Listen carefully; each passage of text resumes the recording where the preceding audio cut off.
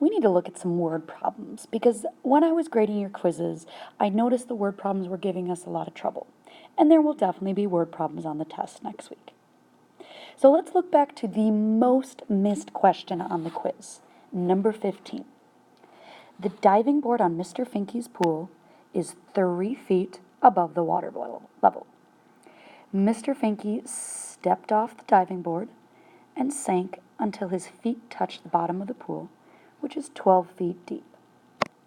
What is Mr. Finke's total vertical change from the diving board to the bottom of the pool?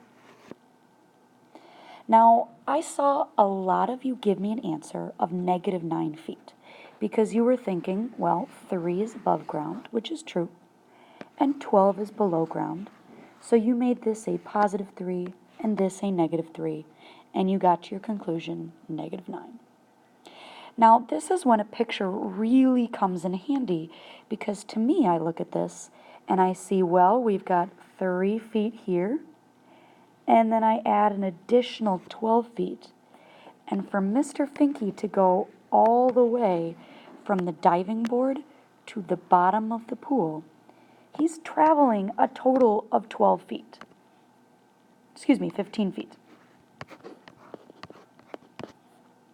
Now, I did see some people giving me the answer 15 feet, which is close, but that would sort of imply that Mr. Finke has gone off the diving board and done like an amazing upward 15 feet motion.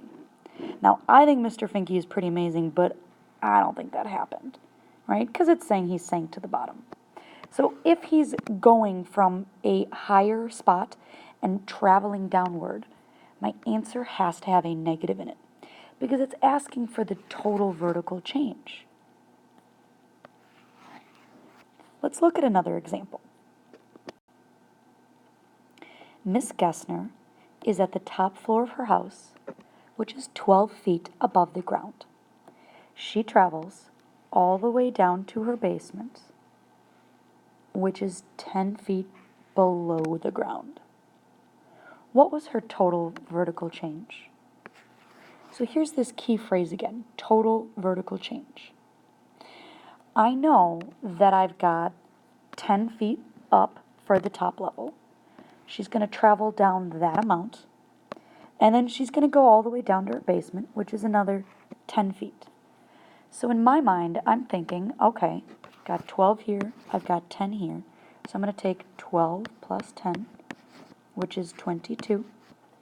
Again, although I think Miss Gessner is amazing and she can probably do super cool things, I don't think she can probably fly 22 feet into the air. So since she is starting at the top and going down, I need to write my answer as a negative 22. Because truly, that's the motion that she was following.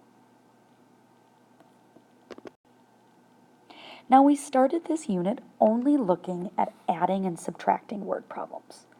But we recently learned how to multiply and divide, so we can definitely have a word problem like that. So let's look at an example like that. Miss Bloom is in Las Vegas for the weekend. She loses $25 each hour that she spends gambling, and she's been playing for 5 hours. What is her total change in money? Well, I could try to solve this one with adding. I'm hearing the word loses, and I'm thinking that that must be a negative 25 for Miss Bloom.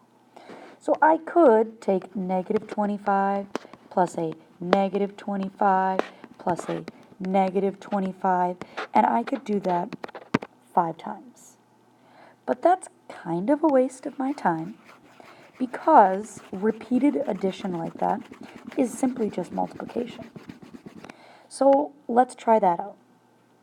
I know that she's losing $25 each hour, and it's saying she's been playing for 5 hours. So if I multiply this by 5, that's how much she's losing per hour.